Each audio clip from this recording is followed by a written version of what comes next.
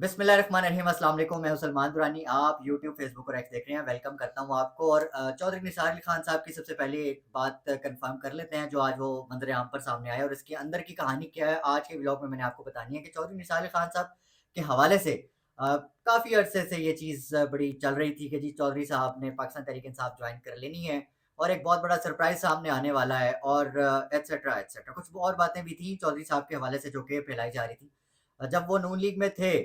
और आज मैं आपको बताऊँगा कि ये जो लड़ाई थी, ये नून लीग के दौर के अंदर की ही थी। बात सिर्फ़ मरियम नवाज़ से लड़ाई की नहीं थी, बल्कि और भी कुछ ऐसे अनासिर थे जो कि चौधरी निसार अली खान साहब ने आज मंज़र-ए-आम पर आने के बाद बताया है कि कौन वो लोग थे जिनकी वज़ह से मैंने पार्टी को जो है वो खैरबाद किया। चौधरी साहब ने आज जो प्रेस कॉन्फ्रेंस की, उसमें उन्होंने कहा कि मैं आज़ाद हैसियत में जो है वो इलेक्शन लड़ने जा रहा हूँ। और जो असल बात थी, जो क्रक्स था, जो जिस बात का जो हमें मेंशन करनी चाहिए, वो है इमरान खान साहब की और चौधरी निसार अली खान साहब की दोस्ती। वो दोस्ती जो कि स्कूल एज से चली आ रही है। ये 2 दोस्त ऑनेस्टी एक दूसरे के बारे में जानते हैं कि ये दोनों बहुत ऑनेस्ट हैं। इमरान खान साहब भी चौधरी निसार अली खान साहब के हवाले से उनकी काफ़ी तारीफ़ कर चुके हैं काफ़ी महफ़िलों में। तो उनकी ख्वाहिश थी दिली तौर पे कि 2018 में भी जिस तरह के 2000 जावेद हाशमी साहब आए थे,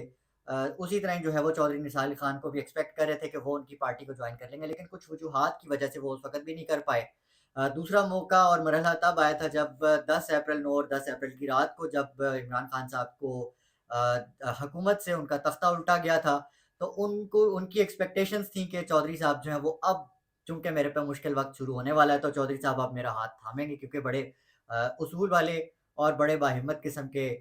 शख्स हैं चौधरी साहब।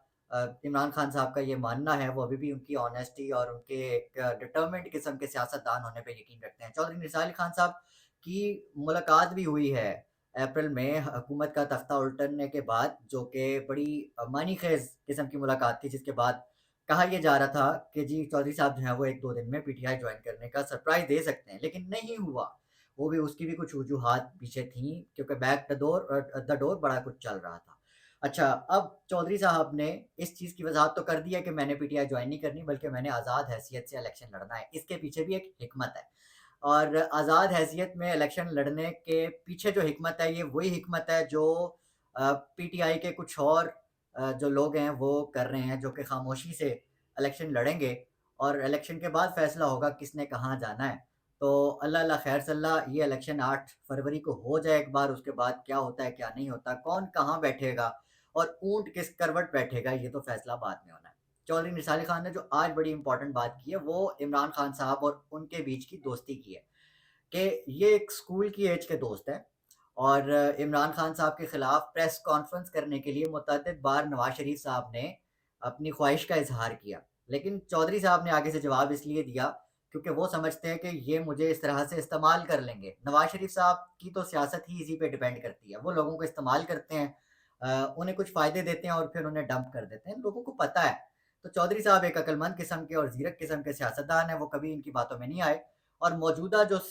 निगरान सेटअप है, उसके वज़ीर फवाद हसन फवाद साहब, जो कि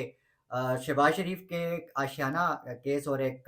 साफ़ पानी केस है, उसमें भी बड़ा अहम किरदार था और नैब की गिरफ्त में थे। फवाद हसन फवाद साहब नवाज शरीफ और शहबाज शरीफ दोनों के बड़े करीबी हैं। इनके हाथ भी उन्होंने पैगाम भिजवाया चौधरी निसार अली खान को, जी आपको एक दफ़ा कॉल का कहा था, बल्कि आपको एक प्रेस कॉन्फ्रेंस का कहा था कि आपने इमरान खान साहब के खिलाफ प्रेस कॉन्फ्रेंस करनी है। तो चौधरी साहब ने ये कह के माज़रत कर ली थी कि मैं ऐसे ज़ाती किस्म की प्रेस कॉन्फ्रेंस या किसी की ज़ात के हवाले से किसी के खिलाफ ऐसे में नहीं कर सकता। उसके पीछे वजह यही थी, पर्सनल वजूहात, कि जो इमरान खान साहब हैं उनके खिलाफ वो जा नहीं सकते। और क्यों नहीं जा सकते?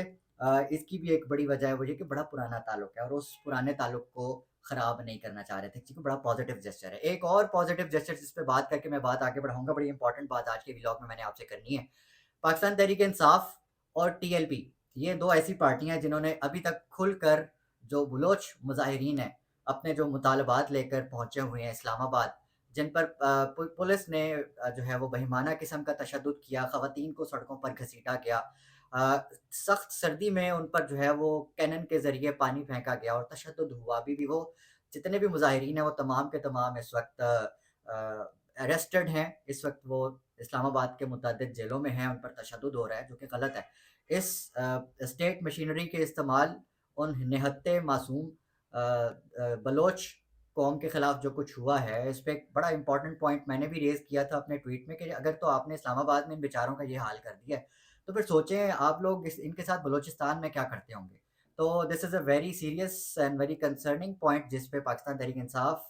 اور ٹی ایل پی جن کے ساتھ ماضی میں تشدد ہوا ہے اور وہ اس پورے پروسیس سے گزرے ہیں وہ سمجھتے ہیں کہ جو اسٹیٹ پروسیکیوشن ہوتی ہے وہ کیا ہوتی ہے, اس کا مطلب کیا ہوتا ہے. تو دے both are standing with the Baloch people, their rights and to address their rights. اس کے حوالے سے اب جو انسانی حقوق کے حوالے سے جو بھی آواز اٹھاتا ہے انسان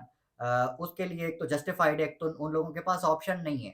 کوئی اور بات کرنے کا یا ان کے خلاف بات کرنے کا, یا پھر وہ لوگ بھی اب کل ڈاکٹر شہباز گل صاحب نے بھی معذرت کی اس بات پر, اور بہت سے ایسے لوگ بھی اس بات پہ شرمندہ ہو رہے ہیں, امبیرس ہو رہے ہیں کہ کل تک جو بیچارے بلوچ جو قوم ہے ان پر جو بھی گزری جیسے بھی گزری ان کو ہم کل دہشت گرد کہنا ان کو بڑا آسان تھا, اور ان کو اینٹی اسٹیٹ کہہ کر ان کے مسائل کو اگنور کرنا بڑا آسان تھا, اور تھریٹ کو ایکسٹرنلائز کرنا ہمارے لیے بڑا آسان تھا کیونکہ کل ہمارے پاس یہ ریئلائزیشن نہیں تھی. کل بہت سے لوگوں کو یہ نہیں پتا تھا کہ ہوتا ہے تو کتنا برا ہو سکتا ہے کسی کے ساتھ. تو مسنگ پرسنس کا جو ایک بڑا جینوئن ایشو ہے اس پر ان دو پارٹیوں کا اور بہت سے ہیومن رائٹس کے لیے کھڑے ہونے والا جو لیفٹ کا, سینٹر رائٹ کا اور جو رائٹ کے لوگ ہیں وہ کھڑے ہو رہے ہیں, یہ بڑی خوشائند بات ہے. میرا خیال ہے جہاں پر بلوچستان کو پچھلے کئی دہائیوں سے انصاف نہیں مل پایا, آج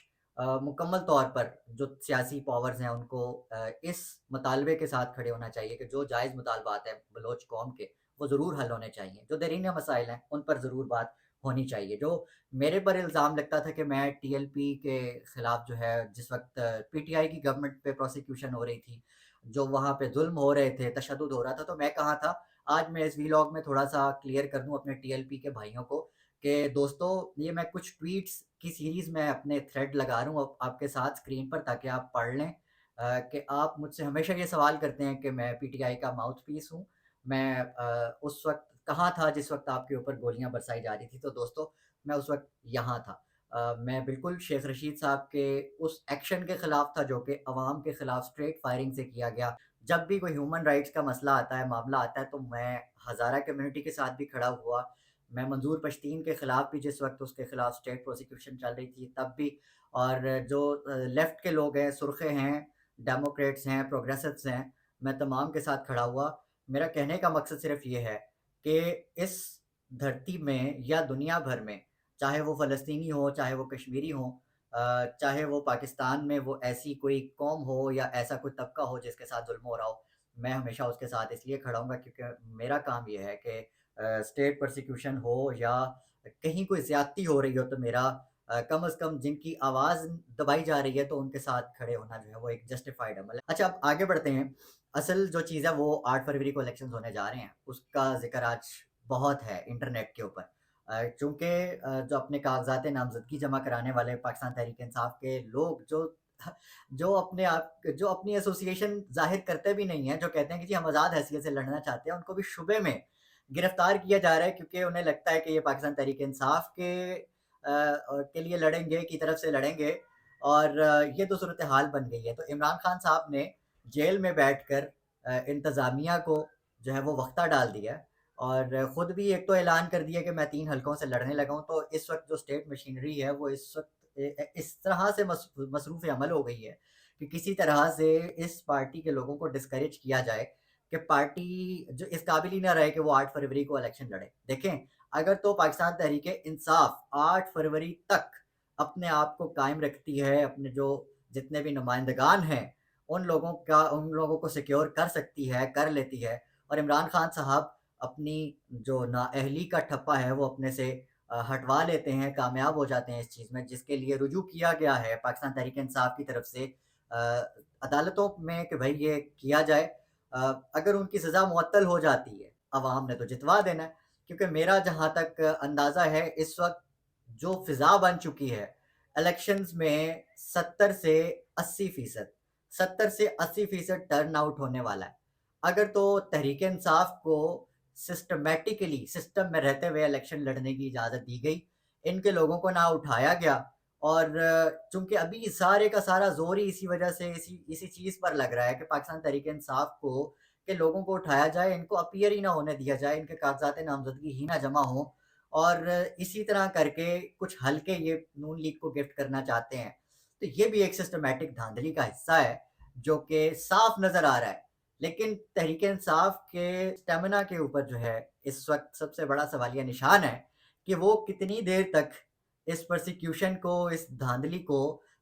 روک سکیں گے، کب تک جو ہے وہ اس چیز کو مطلب اس چیز کا سامنا کر سکیں گے اور 8 فروری تک اپنے لوگوں کو سیکیور کر پائیں گے اور الیکشن لڑ پائیں گے۔ ہاں، ایک بار اپیئر ہو گئے، ایک بار آپ الیکشن میں چلے گئے، اس طرح سے جس طرح سے چیز پلان ہوئی ہے تحریک انصاف کی طرف سے، تو 100% ہے، 100% ہے۔ پاکستان کا کوئی ایک ایسا صوبہ نہیں ہوگا جہاں سے پاکستان تحریک انصاف کلین سویپ نہیں کرے گی، کیونکہ اس وقت عوام تیار بیٹھی ہے۔ عوام تیار بیٹھی ہے کہ انہوں نے 8 فروری کو جا کر پاکستان تحریک انصاف عمران خان کے ہر ایک کھلاڑی، چاہے وہ جو بھی ہے، جس کو بھی عمران خان صاحب نے اشارہ کر دیا کہ یہ میرا آدمی ہے، تو وہ اس کو جتوانے کے لیے تیار بیٹھی ہے۔ اسی وجہ سے کہا جا رہا ہے یہ جو ٹرن آؤٹ ہے یہ 70 سے 80% جانا ہے۔ آپ لوگوں کا یہ فرض ہے، ذمہ داری ہے، اور اس ذمہ داری سے آپ لوگ بخوبی اس وقت واقف ہیں۔ یہ چیز سب سے زیادہ خطرناک ہے ان لوگوں کے لیے جو کہ اپنا ایک پلان بنا کر بیٹھے ہوئے ہیں کہ ہم نے فلانے کو اتنے لوگ گفٹ کرنے ہیں، اتنے حلقے نکال کے دینے ہیں، یہاں سے پاکستان تحریک انصاف کے نمائندگان اٹھانے ہیں جو کہ امیدواران ہیں، جو اچھا کچھ لوگوں کے